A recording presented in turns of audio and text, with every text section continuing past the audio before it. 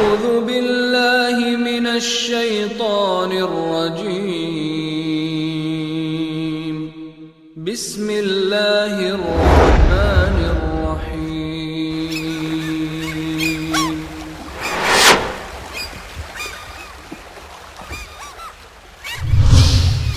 كنتم خير أمة أخرجت للناس تأمرون بالمعروف وتنهون عن المنكر وتؤمنون بالله.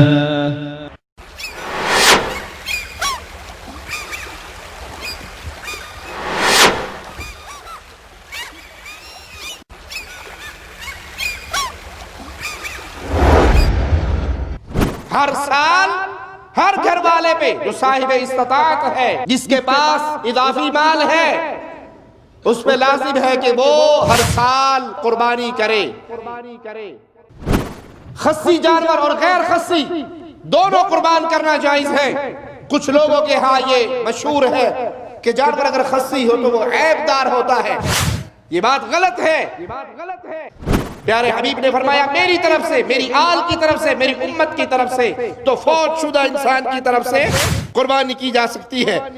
وَأَتِمُّوا الْحَجَّ وَالْعُمْرَةَ لِلَّهِ فَإِنْ أُحْصِرْتُمْ فَمَا اسْتَيْسَرَ مِنَ الْهَدْيِ وَلَا تَحْلِقُوا رُؤُوسَكُمْ حَتَّى يَبْلُغَ الْهَدْيُ مَحِلَّهُ فَمَنْ كَانَ مِنْكُمْ مريضا أو به أذى من رأسه ففدية من صيام أو صدقة أو نسك فإذا أمنتم فمن تمتع بالعمرة إلى الحج فما استيسر من الهدي فمن لم يجد فصيام 3 أيام في الحج و7 إذا رجعتم تلك 10 كاملة ذلك لمن لم يكن أهله حاضر المسجد الحرام واتقوا الله واعلموا أن الله شديد العقاب.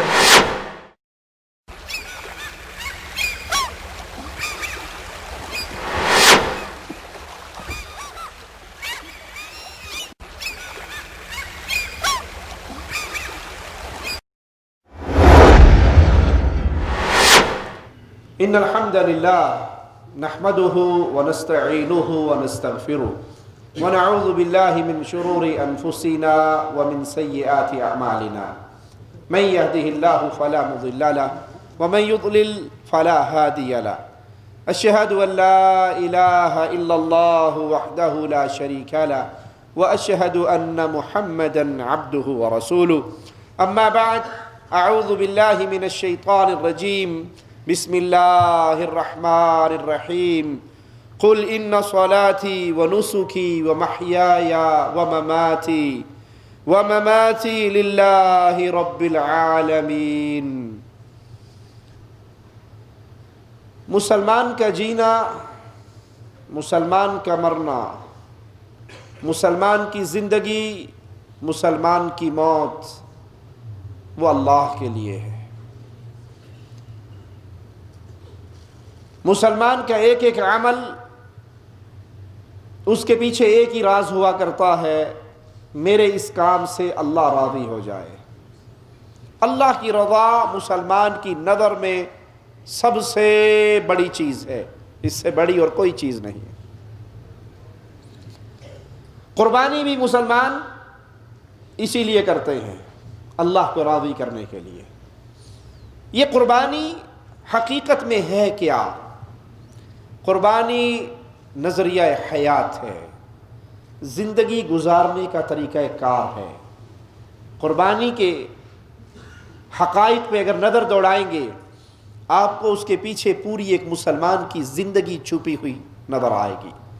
قربانی صرف بکرا ذبح کرنے کا نام نہیں ہے، جانور ذبح کرنے کا نام نہیں ہے. قربانی اللہ کو راضی کرنے کے لیے اپنی خواہشات کو چھوڑنے کا نام ہے. قربانی اعلان ہے، کہ مسلمان اپنی قیمتی سے قیمتی چیز قربان کر سکتا ہے اپنے خالق، مالک، رازق اللہ کو ناراض نہیں کر سکتا۔ اللہ کا حکم آ جائے تو انسان کی جان، مومن کی جان، مومن کا مال، مومن کی اولاد، اس کی کوئی قیمت نہیں ہے۔ قیمت تو اس بات کی ہے کہ میرے پاس جو کچھ ہے میں اسے قربان کر کے عرش والے اللہ کو راضی کر لوں۔ جس نے اس حقیقت کو سمجھا اس نے قربانی کی حقیقت کو جانا، اور جس نے صرف جانور خریدنا، پالنا، ذبح کر دینا، گوشت کھا لینا، گوشت کھلا دینا اسی کو قربانی سمجھی تو اس نے قربانی کی حقیقت کو نہیں جانا۔ آئیے ابراہیم علیہ السلام کی زندگی پہ نظر دوڑائیں۔ بڑھاپے میں اللہ نے اولاد دی، بڑھاپے کا بیٹا۔ آپ میں سے اکثر صاحب اولاد بیٹھے ہیں، آپ جانتے ہو کہ اولاد کی باپ کے دل میں کیا قیمت ہوتی ہے، اور خاص طور پہ وہ باپ جس نے رو رو کے اللہ سے اولاد مانگی ہو، خاص طور پہ وہ باپ جس کو جوانی کے اختتام پہ اولاد کی نعمت ملی ہو، اس اولاد کی کتنی قیمت ہوگی۔ لیکن جب اللہ کسی چیز کا حکم دیتا ہے، جو اللہ کے پیارے ہوتے ہیں وہ اپنی ہر چیز کو اللہ کے نام پہ قربان کر دیتے ہیں۔ ان کی نظر میں سب سے بڑا نگینہ یہ ہوا کرتا ہے کہ کائنات چھوڑی جا سکتی ہے، عرش والے اللہ کی ناراضگی نہیں لی جا سکتی۔ آئیے قرآن حکیم کے ان الفاظ پہ غور کریں۔ فَلَمَّا بَلَغَ مَعَهُ السَّعْيَ قَالَ يَا بُنَيَّ إِنِّي أَرَى فِي الْمَنَامِ أَنِّي أَذْبَحُكَ فَانظُرْ مَاذَا تَرَى۔ ابراہیم علیہ السلام ان کے فرزند اسماعیل علیہ السلام فَلَمَّا بَلَغَ مَعَهُ السَّعْيَ، جب وہ اتنی عمر کے ہو گئے کہ باپ کے ساتھ چلنے پھرنے دوڑنے کے قابل ہوئے۔ کیا معنی؟ اگر بچہ چھوٹا ہوگا تو باپ اپنی مدد کے کوئی کام میں اس کو شریک نہیں کرے گا۔ باپ گوشت کاٹ رہا ہے، چھوٹا بیٹا پاس ہے جو کہے گا بوٹی پکڑ چھری سے کاٹوں، وہ گوشت چھوڑ کے پہلے اپنے بیٹے کو اندر چھوڑ کر آئے گا کہیں غلطی سے اس کو چھری نہ لگ جائے۔ لیکن جب بچہ ہاتھ بٹانے کی عمر میں آ جائے پھر باپ اس کو اپنے ساتھ رکھتا ہے۔ یہاں اسماعیل علیہ السلام اس قابل ہو گئے کہ وہ باپ کے کاموں میں ان کے ہاتھ بٹا سکیں۔ اس حالت میں وہ کہتے ہیں یا بنیا انی ارا فی المنام، اے بیٹے میں خواب میں دیکھ رہا ہوں، انی اذبحک فانظر ماذا تری، میں خواب میں تجھے قربان کرتے ہوئے دکھایا گیا ہوں، تیرا کیا مشورہ ہے، تیری کیا رائے ہے۔ اور نبی کا خواب وہی ہوا کرتا ہے، نبی کا خواب۔ کسی اور کا خواب، آج کل خواب کے اوپر پوری دکانداریاں چلتی ہیں۔ مینوں راتی خواب آیا بابا جی ایتھے ظاہر ہوئے، کہنا میری قبر ایتھے کھٹ، میں ایتھے بہ کے چلا کٹیا، بابا ایک ہے قبریں چار ہیں۔ خواب کے اوپر دکانداری، کاروبار، مزار پرستی، قبر پرستی چل رہی ہے۔ ان خوابوں کی کوئی حیثیت نہیں، یہ شیطانی جھوٹے خواب ہے۔ نبی کا خواب سچا ہوا کرتا ہے، وہی ہوا کرتا ہے۔ سچے تو مومن کے بھی خواب ہوں گے، لیکن نبی کو خواب میں جو دکھایا جائے وہ وہی ہوا کرتا ہے۔ اب ابراہیم علیہ السلام اسماعیل علیہ السلام سے پوچھ رہے ہیں تیری کیا مرضی ہے۔ اس میں یہ نہیں کہ اللہ کا حکم مانا جائے یا نہ مانا جائے، ان سے یہ مشورہ ہو رہا ہے، نہیں، بلکہ ان کو اللہ کی وحی کا علم دیا جا رہا ہے تاکہ وہ بھی راضی ہو جائیں، اور دونوں باپ بیٹا اللہ کے حکم کو راضی ہو کے کریں، باپ کو تکلیف نہ ہو زبردستی کرتے ہوئے۔ ان کو علم دیا جا رہا ہے، پیغام پہنچایا جا رہا ہے، وگرنہ اللہ کے حکم پر مشورہ نہیں ہوگا کہ اللہ کا حکم آیا مانے یا نہ مانے۔ یہ تو ہم جیسے گناہگاروں کی کیفیت ہے کہ اللہ کا حکم سن لیتے ہیں، پڑھ لیتے ہیں، سمجھ جاتے ہیں، ماننے کا وقت آتا ہے تو پھر مشورہ کرتے ہیں، بیگم صاحبہ تو کہیں گی تو داڑھی رکھ لاں گا، نہیں تو میں کدی نہیں رکھنی، میں بڑا پکا تیرا غلام ہاں۔ وہ اللہ کے حکم پہ مشورہ۔ بھائی جب اللہ کا حکم آ جائے، نماز پڑھتے ہوئے کیا کہتے ہیں ہم؟ آغاز کہاں سے ہوتا ہے؟ اللہ اکبر. کیا معنی؟ یہ ہاتھ اٹھے ہوئے کبھی آپ نے اس کی حکمت کو سمجھا؟ اللہ کے لیے اعلی مثال، پولیس والا جب آ کر کسی پہ رائفل تانتا ہے وہ سب سے پہلے کیا کرتا ہے؟ ہینڈز اپ. کیا معنی؟ مجرم نے ہاتھ اٹھائے ہوئے ہیں. کیا مطلب اس کا؟ کہ بھئی گولی نہ چلائی، میں ہاتھ چوک لینے، جو کہو گے میں مان لوں گا. میں نے ہاتھ کھڑے کر دیے، اب میرے اوپر میرا کوئی اختیار نہیں. تم کہو ہاتھ پیچھے کر کے باندھ لوں، تم مجھے گاڑی میں ڈال لو، جیل میں لے جاؤ، پولیس کو پکڑ، جو مرضی کر لو، میرے ہاتھ کھڑے ہیں. مومن جب نماز میں آتا ہے کہتا ہے اللہ اکبر، ہاتھ بھی اٹھے ہوئے ہیں اور زبان سے جملہ نکل رہا ہے اللہ تو سب سے بڑا ہے، اللہ تو سب سے بڑا ہے. ہاتھ اٹھا کر اللہ کی بڑائی کا اعلان مجھے اور آپ کو درس دے رہا ہے کہ اس جسم پہ میری کوئی حکومت، اس جسم پہ میرا کوئی کنٹرول. اب اس جسم پہ حکم چلے گا تو عرش والے اللہ کا چلے گا. وہ جواب میں اسماعیل علیہ السلام کیا کہتے ہیں؟ قال یا ابت افعل ما تؤمر. بابا جو آپ کو حکم ملا ہے، نبی نے تو خواب سنایا تھا، وہ جانتے ہیں بابا کا خواب اللہ کا آرڈر ہے. بابا جو آپ کو حکم ملا ہے اپنے حکم کو پورا کیجئے. ستجدونی انشاء اللہ من الصابرین. بابا مجھے صبر کرنے والا پاؤ گے، مجھے اللہ کے حکم کے سامنے سر جھکانے والا، صبر کرنے والا، ماننے والا پاؤ گے. اب باپ اور بیٹا تیاری کر لیتے ہیں اس قربانی کے لیے. اپنے سامنے رکھیے اس منظر کو، بابا اپنے بیٹے کو قربان کرنے کے لیے تیار ہے، بیٹا قربان ہونے کے لیے تیار ہے. باپ بیٹے کو قربان کیوں کر رہا ہے؟ اللہ راضی ہو جائے. بیٹا گردن پہ چھری پھروانے کے لیے کیوں تیار ہے؟ اللہ راضی ہو جائے. یہ اعلان ہے کہ اس دل میں محبت کا جو مقام اللہ کے لیے ہے وہ کسی اور کو دیا جا سکتا. سوچئے اللہ کے لیے، اللہ کے لیے سوچئے. قربانی کرنے والوں، کیا میں قربانی اسی نظریے سے کرتا ہوں؟ کیا قربانی کرتے ہوئے میرے جذبات یہی ہوتے ہیں کہ کوئی چیز بھی ایسی نہیں، کوئی چیز بھی ایسی نہیں جس کی اہمیت اللہ کے حکم سے زیادہ ہو، جس کی وجہ سے میں اللہ کے آرڈر کو ٹھوکر ماروں؟ کائنات میں کوئی چیز ایسی موجود؟ پریکٹیکل لائف میں آئیے، اپنے گھروں میں جھانکیے، اپنے وجود پہ غور کیجئے. میں کتنے اعمال وہ کرتا ہوں جو اللہ کو ناراض کرنے والے ہیں. میری بیوی کتنے اعمال وہ کرتی ہے جو اللہ کو ناراض کرنے والے ہیں. میری اولاد کتنے اعمال وہ ہیں ان کے جس کو کرنے کی بنا پہ خالق، مالک، رازق، الہ اللہ ناراض ہو جاتا ہے. میری قربانی کس کام کی ہے اگر قدم قدم پر میں اللہ کو ناراض کر رہا ہوں؟ یہاں باپ اور بیٹا راضی ہیں اللہ کے حکم کے سامنے، گردنیں جھکی ہوئی بیٹے کو لے کے چل پڑتے ہیں. بیٹا کہتا ہے بابا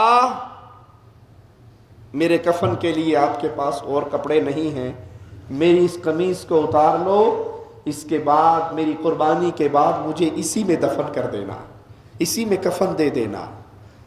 تیاری ہو گئی، صرف گلے پہ چھری نہیں چلی. قمیض اتارتے ہیں، ابراہیم علیہ السلام پیچھے مڑ کے دیکھتے ہیں تو ایک مضبوط جسم والا مینڈھا کھڑا ہے، 2 سینگوں والا. آوازہ گونجتا ہے، مالک کی طرف سے اعلان ہوتا ہے. وہ اعلان سنیے، وَنَادَيْنَاهُ أَن يَا إِبْرَاهِيمُ. ہم نے آواز لگا کر کہا اے ابراہیم قد صدقت الرؤیا، ابراہیم تم نے خواب کو سچ کر دکھایا. ذبح تو نہیں کی اسماعیل علیہ السلام، چھری تو گلے پہ نہیں چلی، لیکن تیاری ہو گئی. اللہ دلوں کے حال کو جانتا ہے. بیٹا لیٹ چکا ہے، بابا اس کو پیشانی کے بل لٹا چکا ہے. کہیں بیٹے کا چہرہ آنکھوں کے سامنے آئے تو بوڑھے بابا کی ممتا کا، بابا کا پیار بیٹے والا نہ جاگے. پہلو کے بل لٹا لیا، پیشانی کے بل لٹا لیا. دونوں تیار ہو گئے اس قربانی کے لیے. مالک نے کہا تم نے اپنے خواب کو سچ کر دکھایا. اِنَّا كَذَلِكَ نَجْزِي الْمُحْسِنِينَ. ہم احسان کرنے والوں کو ایسے ہی جزا دیتے ہیں. یہ سنت ہے ابراہیم علیہ الصلاۃ والسلام کی، جو اللہ نے ہماری اس پیارے حبیب کی امت کے اندر بھی اس کو جاری اور ساری رکھا۔ یہ قربانی نظریات کو، خواہشات کو اللہ کے حکموں کے سامنے ذبح کرنے کا نام ہے۔ قربانی دو طرح کی ہے، ایک قربانی عبادت ہے، ایک قربانی عادت ہے۔ الا من رحم ربی، کلمہ پڑھنے والوں کی اکثریت قربانی عادتاً کرتی ہے، عبادتاً نہیں کرتی۔ عادت پڑی ہوئی ہے، باپ دادا کرتے آئے، سنتے آئے، مسلمانوں میں قربانی ہے، وہ بکرا لے کے ذبح کر دیتے ہیں۔ اس کی مثال سمجھاؤں آپ کو۔ ایک جگہ پر چاند رات ہمیں جانے کا اتفاق ہوا، کچھ مسلمانوں کی مجلس، ہمیں بھی کچھ دیر وہاں پر بیٹھنا تھا۔ مغرب کی نماز سے پہلے کا وقت ہے۔ اب وہ تاجر طبقہ، دکاندار لوگ اکٹھے تھے، ان کی بیٹھک تھی۔ ایک نے شروع کی، چودھری صاحب میں نے 25,000 کا بکرا لیا۔ دوسرا کہنے لگا، پاجی میں وچھا لیا 35,000 کا۔ اب وہ اپنے اپنے جانوروں کی قیمتیں اور ان کی جسامتیں وہ باہر دروازے پر بندھے ہوئے ہیں، وہ بیان کر رہے ہیں، میں نے اتنے کا لیا، میں نے اتنے کا لیا، میں نے اتنے کا لیا، میں نے اتنے کا لیا۔ ایک نے کہا میں نے 5 بکرے لیے۔ کافی رہیں گے نا جی، کافی بڑے 5 قربانی ہے، بڑی قربانی ہے۔ تھوڑی دیر کے اندر اذان ہو گئی مغرب کی۔ مغرب کی اذان ہونے کے بعد میں 3-4 منٹ تک ان کے چہرے دیکھتا رہا کہ ان میں سے کوئی اٹھے گا نماز کے لیے۔ ہم تو دوسرے شہر سے آئے تھے، وہاں کے رہنے والے نہیں تھے، کوئی بتائے گا کہ مولوی صاحب ادھر مسجد ہے۔ وہ اپنی باتوں میں گپ شپ میں لگے رہے۔ تو ہم نے کہا جناب مسجد کدھر ہے؟ انہوں نے کہا جی وہ چھت کے اوپر مسجد بنائی ہوئی ہے، آپ نے نماز پڑھنی ہے، یہ راستہ ہے، جائیے اوپر نماز پڑھ لیجیے۔ اور وہ خود وہیں گپ شپ کے اندر بیٹھے رہے۔ ہم اٹھے، وضو کیا، نماز پڑھی، چند ساتھی تھے اور ان کی مجلس برقرار رہی اور ان کی گپ شپ، میں نے اتنے 1000 کا بکرا لیا، میں نے اتنے 1000 کی گائے لی، میں نے اتنے 1000 کا بچہ لیا۔ یہ قربانی عادتاً قربانی ہے، عبادتاً قربانی نہیں ہے۔ اگر قربانی اللہ کی عبادت کے لیے ہو تو قربانی فرض نہیں ہے، قربانی سنت ہے ابراہیم علیہ السلام کی، جو ہماری امت میں بھی برقرار رکھی گئی۔ پیارے حبیب نے فرمایا تمہارے بابا ابراہیم کی سنت ہے، جو سنت کے لیے 25, 30, 40, 50 ہزار روپے لگائے گا وہ مغرب کی نماز چھوڑے گا۔ یہ دکھلاوا ہے لوگوں کے لیے۔ کوئی یہ نہ کہے اتنا مالدار ہے پھر بھی قربانی نہیں کرتا۔ ایک اور مثال سے سمجھاؤں، لا الہ الا اللہ، قربانی سنت ہے، اس میں کوئی شک نہیں، فرض نہیں ہے۔ اگر کسی کے پاس استطاعت ہو اور پھر بھی وہ قربانی نہ کرے، کتنا بڑا مجرم ہے؟ جس کے پاس استطاعت ہو قربانی نہ کرے، پیسہ ہونے کے باوجود قربانی نہ کرے۔ حدیث بیان کرتی ہے کہ پھر وہ استطاعت والا آدمی طاقت ہونے کے باوجود قربانی نہیں کر رہا، اس کی سزا یہ ہے ہماری عیدگاہ کے قریب نہ آئے، محروم رہے عید کی نماز سے، جو انعامات ملنے تھے اس سے محروم، جو مسلمانوں نے اپنے اللہ سے مانگنا تھا، دعائیں کرنی تھی، اس سے محروم۔ کافر تو نہیں، اسلام سے خارج تو نہیں، ثواب سے محروم ہوا نا۔ یہ سنت ہے، عید کی نماز سنت ہے، کوئی شک تو نہیں اس میں۔ عید کی نماز کے لیے اذان ہے، عید کی نماز کے لیے تکبیر ہے۔ عید کی نماز کسی کی رہ جائے تو دوبارہ پیچھے 4 آدمی آگے دوبارہ جماعت کروائیں گے جی، ثواب سے محروم ہوا نا، فرض تو نہیں، تاریخ تو نہیں فرض کا۔ اور کیا خیال ہے عید کی نماز پہ کوئی بندہ ایسا ہوتا ہے جو عیدگاہ میں نہ پہنچا ہوا ہو؟ سارے پہنچتے ہیں، بہترین کپڑے پہن کے، خوشبوئیں لگا کے تیار ہو گئے عید پڑھنے۔ اور جب کسی کی برائی کرنا بڑا ہی بڑا مجرم ہے، عید بھی نہیں پڑھتا، یہ اتنا بڑا مجرم ہے کہ عید بھی نہیں پڑھتا، بہت بڑا مجرم ہے یہ، عید بھی نہیں پڑھتا۔ عید کی نماز پہ مسلمانوں کی عیدگاہ بھری ہوئی ہوتی ہے نمازیوں سے۔ عید والے دن فجر کی نماز پہ مسلمانوں کا کیا حال ہوتا ہے؟ جھانکنا اپنے گریبانوں میں، عید والے دن فجر کی نماز پہ مسلمانوں کا کیا حال ہوتا ہے؟ الا من رحم ربی، چاند رات، عید کی رات شاپنگ میں، گپ شپ میں، میل ملاقاتوں میں، ٹیلی فون میں گزرتی ہے نا، اور وہ اٹھتے ہی عید کی نماز کی تیاری کے لیے ہیں، فجر کی نماز نصیب۔ اور جو فجر کی نماز کا تاریخ ہے، ایک نماز کا تاریخ پر اللہ کے پیارے حبیب کا کیا فرمان ہے؟ من ترک الصلاۃ متعمدا، جس نے جان بوجھ کے نماز ترک کی، فقط کفر، اس نے کفر کیا۔ کیا یہ قربانی، کیا یہ عید کی نماز ہماری عادتاً ہے یا عبادتاً ہے؟ ہم عبادت کر رہے ہیں یا عادت پوری کر رہے ہیں؟ اگر یہ عبادت ہو تو فرض نماز عید والے دن فجر کی اذان بھی ہے، تکبیر بھی ہے، رہ جانے والے کے لیے قضا بھی ہے، اس میں مسلمان نظر نہیں آتے اور عید کی نماز پہ پوری تیاری کے ساتھ جاتے ہیں۔ تیسری مثال دوں، یہ اپنے ایمان کو پرکھنے والی باتیں ہیں کہ میں کس راہ کر رہی ہوں، عادت پوری کر رہا ہوں یا عبادت کر رہا ہوں۔ عادت سے نجات نہیں ہوا کرتی، عادت تو ہلاک کر دیتی ہے اگر اس کے پیچھے اللہ کی محبت نہ ہو۔ وہ آتا نہیں ہے قصہ بچوں کی کتابوں میں مشہور کہ ایک کچھوا اور ایک بچھو دریا کے کنارے تھے۔ بچھو نے کہا کہ تم جا رہے ہو، مجھے بھی لے جاؤ، دریا کے اس کنارے پہ اتار دینا۔ کچھوے نے کہا کوئی بات نہیں، بیٹھ جاؤ میرے اوپر بیٹھ گیا۔ اب جب وہ درمیان دریا کے پہنچا تو بچھو نے اپنا کام شروع کر دیا۔ وہ کہنے لگا ٹھک ٹھک کی آواز کتوں آن رہی؟ انہوں نے کہا کوئی بات نہیں، مجھے تو عادت ہے ڈنگ مارنے کی۔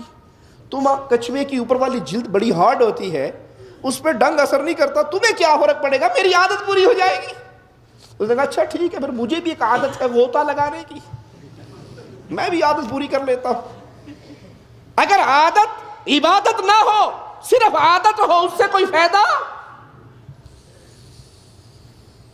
قربانی سنت ہے، اس سنت کے تحت ایک اور چھوٹی سنت ہے۔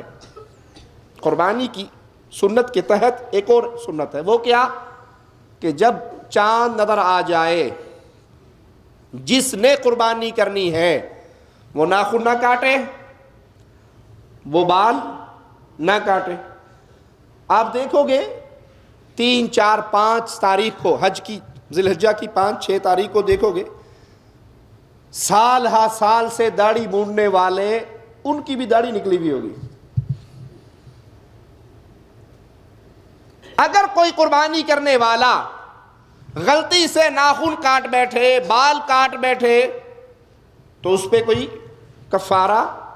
اگر کوئی جان بوجھ کے کاٹ بیٹھے تو توبہ استغفار کرے، توبہ کرے، دم نہیں ہے اس پہ، توبہ کرے۔ اگر جان کے داڑیاں نکلی ہوئی لوگوں کی چھوٹی چھوٹی چھوٹی چھوٹی کچیاں ہر کسی کی نظر آئیں گی، گھاس اگا ہوا نظر آئے گا آپ کو، اس سے پوچھو بھائی ماشاءاللہ ماشاءاللہ آپ نے داڑھی رکھ لی؟ نہیں داڑھی تو نہیں رکھی۔ پھر یہ کیا؟ مولوی صاحب کمال کرتے ہو، مجھ سے پوچھ رہے ہو یہ کیا؟ آپ کو نہیں پتا چاند نظر آ گیا، اور آپ کو نہیں پتا اللہ کے نبی صلی اللہ علیہ وسلم کی حدیث ہے کہ جب چاند نظر آ جائے، جس نے قربانی کرنی ہے وہ بال نہ کاٹے، وہ ناخن نہ تراشے۔ ہاں جی بالکل حدیث ہے، تو دیکھو بس حدیث ہے تو ہم حدیث پہ عمل کر رہے ہیں، مسلمان نبی کی حدیث آئی، ٹھیک ہے بھائی آپ نے ماشاءاللہ 10 دن حدیث پہ بڑا اچھا عمل کیا، اب عید کی نماز پڑھ کے آگے قربانی ہو گئی۔ وہ گوشت کھانے سے پہلے نائی نو ساتھ کے لے آئی، نائی کو بلا کر لاؤ، اور نائی کے سامنے بیٹھ کے پھر دوبارہ چیخنا ہو جاتا ہے۔ اس سے پوچھتے ہیں کہ یہ کیا ہوا؟ بول سب قربانی ہو گئی۔ اللہ کے بندوں کیا حدیث 10 دن کے لیے ہے بس؟ چلو یہ حدیث تو ہم نے بھی پڑھی، آپ نے بھی سنی کہ چاند نظر آنے کے بعد قربانی کرنے والا ناخن نہ تراشے، بال نہ کاٹے۔ کوئی ایک حدیث مجھے کوئی دنیا کا آدمی دکھا دے، اس کا شکریہ ادا کروں گا کہ اللہ کے نبی صلی اللہ علیہ وسلم نے فرمایا ہو قربانی کرنے کے بعد سب سے پہلے داڑھی مونڈو۔ چھوڑنے کی تو آ گئی نا، آپ نے چھوڑ دی، ہم نے مان لیا کہ حدیث ہے قربانی کرنے والا بال نہ کاٹے، ناخن نہ تراشے۔ اب قربانی کے بعد سب سے پہلے محمد کریم صلی اللہ علیہ وسلم کی سنت کو قتل کیا جاتا ہے، ذبح کیا جاتا ہے، گندگی کے ڈھیر پہ پھینکا جاتا ہے. یہ کون سی حدیث میں ہے؟ یہ بھی تو حدیث میں ہونا چاہیے نا. آپ نے 10 دن حدیث کی وجہ سے داڑھی نہیں کاٹی، اب 10 دن کے بعد جو شیو کر رہے ہو، یہ شیو کرنے کا حکم کون سی کتاب میں ہے؟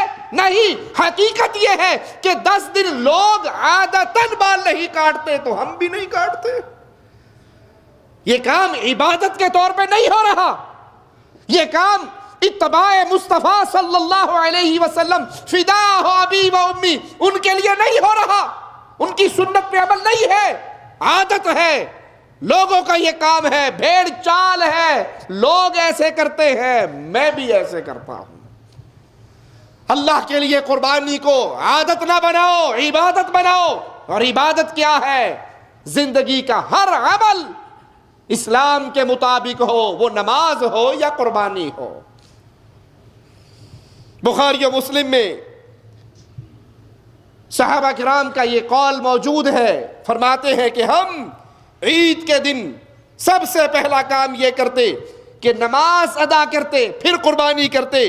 جس نے ایسا کیا اس نے سنت کو پا لیا، اور جس نے ایسا، دوسری روایت میں ہے، جس نے ایسا کیا اس نے مسلمانوں کی سنت کو پا لیا. اس کو مسلمانوں کی سنت کہا گیا. یہ سنت ہے پیارے حبیب علیہ الصلوۃ والسلام کی. مسلمان اس سنت پہ عمل کر رہے، یہ ابراہیم علیہ السلام کی سنت ہے. مسند احمد میں ہے، پیارے حبیب محمد کریم صلی اللہ علیہ وسلم نے فرمایا، اے لوگو، ہر سال ہر گھر والے پہ قربانی ہے. ہر سال ہر گھر والے پہ جو صاحب استطاعت ہے، جس کے پاس اضافی مال ہے، اس پہ لازم ہے کہ وہ ہر سال قربانی کرے. جو محتاج ہے، جو مقروض ہے، وہ مزید قرضہ لے کے نہ کرے، وہ تو پہلے سے مقروض ہے، اس کے پاس تو استطاعت نہیں ہے. جس کے پاس مال ہے، طاقت ہے، استطاعت ہے، ہر سال ہر گھر والا قربانی کرے. مسند احمد میں یہ روایت موجود ہے، جو استطاعت کے باوجود قربانی نہ کرے وہ ہماری عیدگاہ میں نہ آئے. اور عیدگاہ میں آنے کے لیے پیارے نبی نے کتنی تاکید کی کہ جو عورتیں ایام میں ہیں مخصوص، جنہیں نماز نہیں پڑھنی، وہ بھی آئیں، وہ بھی آئے. نماز تو پڑھنی نہیں ہے، دعا کے اندر شامل ہو جائیں. کسی کے پاس دوپٹہ، چادر، برقع نہیں ہے، وہ پڑوسن کی چادر مانگ لے، اس کی چادر میں ہو کر آئے، بے پرد ہو کے نہ آئے، پردہ کر کے آئے. لیکن پردے کا لباس نہیں تو اپنی پڑوسن، اپنی سہیلی سے مانگ لے اور اس کے اندر وہ عیدگاہ میں آئے. صحیح مسلم میں پیارے حبیب علیہ الصلوۃ والسلام کا یہ فرمان ہے، جب تم ذی الحجہ کا چاند دیکھ لو، قربانی کا ارادہ ہو، تو بال نہ کاٹو، ناخن نہ تراشو. اگر قربانی کرنے والا بال کاٹ لے تو اس پہ کوئی فدیہ نہیں. ہاں، جو جان بوجھ کے کاٹے وہ اللہ سے معافی مانگے، وہ توبہ استغفار کرے. اگر انسان سفر میں ہے، مسافر ہے، صاحب استطاعت ہے، اس کو چاہیے کہ وہ اپنی قربانی ضرور کرے. صحیح مسلم کے اندر یہ روایت